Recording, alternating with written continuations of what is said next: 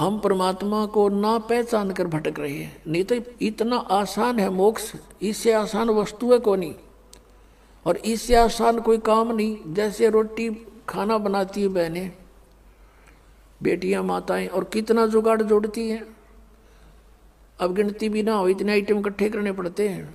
परात है, कितना फिर तवा, चूल्हा, लकड़ी, तेल है, और फिर कटोरा, फिर चम्मच, फिर नमक, मिर्च, नरी आइटम इकट्ठी करके, और फिर आटा बनाना, फिर सब्जी काटना, छोंक लाना है। और इसी गर्मी हो चाहे सर्दी, उसमें वो चाहे वर्षा हो। अब तक कुछ एक गैस के चूल्हे चाले हो गए, नहीं पहले तो लकड़ियां जलाया करते थे, अब भी जलाते हैं। 90% लोग लकड़ियों से ही अब खाना बनाते।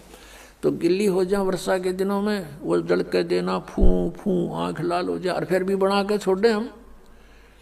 और परमात्मा के भजन में कुछ भी तो ना, जीभ भी ना लानी, अरियो ना होता हमारे थे, देखे खोटे लाग रहे। जीवा भी नहीं हलानी, बिना जीभ के सिमण दे दिया मालिक ने। सांस तो आवेगा तुम्हें, लेट के ले लो, बैठ के ले लो, चलते लो, वो सिमण करो। और ये प्रथम मंत्र है, इसका जाप भी मानसिक करो, मौखिक नहीं करना। तो मौखिक तो जैसे अलग बैठे हो अकेले कर लो, नहीं मानसिक करो इसको। तो इस तरह इसमें कुछ भी ठाके ना लेना, और ना कोई जुगाड़ जोड़ना, और यूँ भी ना कर सकते फिर हमारे जैसे नालायक नहीं, फिर हम किसे भगत है। तो कहने का भाव ये है कि ये सबसे आसान है मोक्ष पाना। अब हम उसी प्रसंग पर आते हैं। तो ऐसे परमात्मा हमें चार्ज कर गए, और चार्ज करके चले गए। मालिक सहश्री राय थे, सहश्री चले गए। तो हम मालिक को नहीं पहचान सके, इसलिए उनसे विमुख हो गए थे। परमेश्वर ने एक लीला की थी। अब परमात्मा के बहुत से शिष्य हो गए, और सत्संग किया करते थे। वहाँ पर भक्त आते थे, बेटियां बहनें भी आती थी। तो जब हमें सुख हो जाता है तो हम अपने परमात्मा में भी दोष निकालना शुरू कर देते। ये मन की आदत है, मन चाहता है इसे दूर करूं किसी प्रकार परमात्मा से।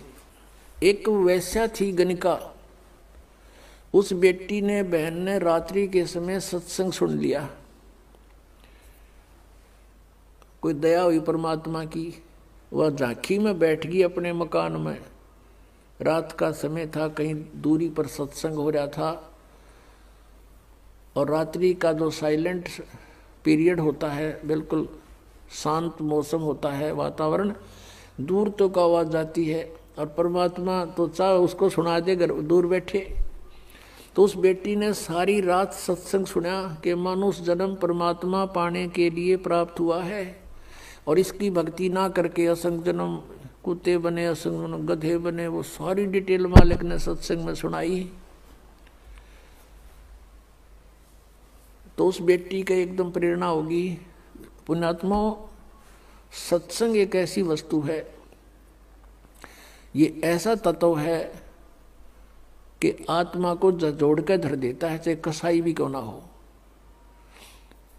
तो उस बहन की नींद हराम होगी कि तेने तो जुल्म कर दिया, तेरे तो कोड लगेगा, बुरा हाल होगा, और शुभ काम कोई बना नहीं है भगवान, अब क्या बने। सारी रात बेचैनी में इधर उधर घूमती रही। जब सत्संग के बोलिया तो अगले दिन वो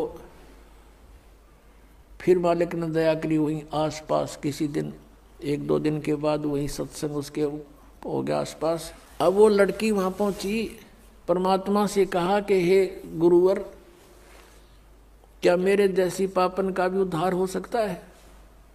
परमात्मा ने कहा बेटा, उसने कहा, परमेश्वर ने पूछा कि आप क्या बात बेटी, या तो कोई भी मुझे निरपराध व्यक्ति नजर नहीं आता, सभी कोई ना कोई अवगुण करते ही रहते हैं, और सत्संग में उसी का समाधान होता है। उस लड़के ने कहा, परमात्मा मैं तो बहुत निकम्मी औरत हूँ, ऐसे ऐसे मैं गणिका हूँ, वैसा हूँ, क्या मेरे जैसी दुष्टा का भी उद्धार हो सकता है। परमात्मा ने कहा बेटा, अब कितना ही मैला कपड़ा है उसका साफ करने का तरीका साबुन और जल है। सत्संग यही काम करता है। लेकिन बेटी पीछे बनी सो बनी, आगे मत करना। कान पकड़ दिया उस बेटी ने कि आज के बाद परमात्मा कुछ भी नहीं करूंगी मैं, अपना मांग का भोजन खा लूँगी। फिर परमात्मा ने कहा बेटा जो भी तेरा ठीक है संस्कार था, लेकिन इस संस्कार को चेंज कर देंगे हम, भक्ति करना। अब उस लड़की ने उपदेश ले लिया।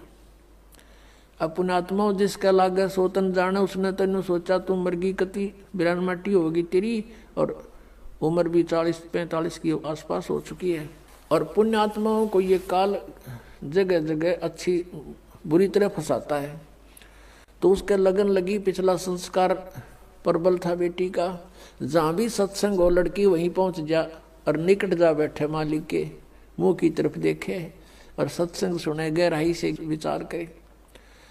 अब क्या होता है कि वहाँ संगत में जैसे कोई और बाहर के व्यक्ति कहने लगे रहे तुम्हारे गुरुजी के पास तो वैश्या भी जान लगी, सुप्रसिद्ध वैश्या थी वहाँ उसकी काशी शहर की। तो कुछ एक ने तो अपनी बहन बेटियों को, अपने जैसे पुत्रों को जाना बंद करवा दिया, और कुछ एक जो वहाँ जाते थे वो उस लड़की को धमकाने लग गए, तो मत आया कर यहाँ पर, तूने गुरुजी की बेइज्जती करा दी है, सारे शहर में चर्चा हो रही है। अब वो रुके क्योंकि उसको तो मुश्किल तरह पाया बेचारी ने, और वहाँ से दूर होगी तो उसने हिसाब ला लिया कि तेरा तो नाश हो गया, नरक में भी ठिकाना नहीं है। तो अगले दिन परमात्मा के सामने रोने लगी, प्रभु आपकी बेटी है तो पापन, प्रदाता अपना आश्वासन दिया है कि पापी भी पार हो जाते हैं, इस आस में मैं आपके चरणों में लग रही हूँ और मुझे यहाँ आने के लिए मना किया जा रहा है। परमात्मा ने कहा क्या बात सारी बता, कि ऐसे ऐसे कुछ भक्त कहते हैं, कुछ माई कहती हैं कि तू नीच है, यहाँ मत आया कर, गुरुजी की बेइज्जती करा दी। तब परमात्मा ने कहा बेटा तू खूब आया करे, और तुझे मना करे उसको मुझे बताना है। फिर परमात्मा ने सत्संग के माध्यम से उनको आगाह किया, भाई कुष्टी हो वह संत बंदगी कीजिए, हो वैश्या के विश्वास चरण चित दीजियो। यदि कोई भगत के कोड भी लाग रहा हो, चाहे कैंसर हो रही हो, लाड़ पड़ती हो, और वो भक्ति कर रहा है, नाम ले रखा है, उससे नफरत नहीं करनी चाहिए, उसको भी सत्साई बुलावे, प्यार से बोले। ये तो किसी का भी हो सके, यह बीमारी तो आपका भी हो सके जब बकवाद करोगे तो। लेकिन अब वो भक्ति कर रहा है तो भक्त हो गया वो, और इससे उसको राहत भी मिलेगी। और जैसे कहते हो वैश्या के विश्वास चरण चित दीजिए, यदि किसी बहन बेटी गलती से किसी भी दुष्कर्म में फंसी हुई है और वो भी सच्ची लगन से भक्ति करती है, कहते हैं उसको भी रिस्पेक्ट देना, बकवाद नहीं करनी चाहिए। तो इस तरह के बहुत से प्रमाण दिए कि इंसान अपने अवगुणों को नहीं देखता, दूसरों में दोष निकालता है। और ये खास बात होती है कि चोर को चोर दिखाई देते हैं और दुष्कर्मी को सभी दुष्कर्मी दिखाई देते हैं। जैसे एक चोर आकर के एक नेक व्यक्ति के घर पर रुक गया, राह चलता अतिथि बन के। अब उस नेक व्यक्ति ने उसको एक नेक अतिथि जाना, क्योंकि वो स्वयं नेक था, उसने उसको चोर नहीं माना, खाना खिलाया, बढ़िया वस्त्र दिए, सर्दियों के दिन थे, अपने घर में चौक में सोया जहाँ आप सो रहा था। अब धनी तो सो गया ठाठ से, चोर उठा, उसका धन निकाल कर रात को चंपत हुआ। अब वो चोर तो चोर था, लेकिन उस नेक आदमी को चोर दिखाई नहीं दिया। फिर एक नेक व्यक्ति उस चोर के घर पर डट गया, राह चलता। अब उसने रोक लिया, रुक गया। अब वो नेक व्यक्ति तो सामने सो गया उसके घर पे, और वो सारी रात जागता रहा, कदे यू चोरी कर ले जा रात ने, कदे चोरी कर ले जा रात ने, नो जागता रहा, क्योंकि वो दोष उसमें खुद विद्यमान था, उस नेक व्यक्ति में नहीं था, अतिथि में।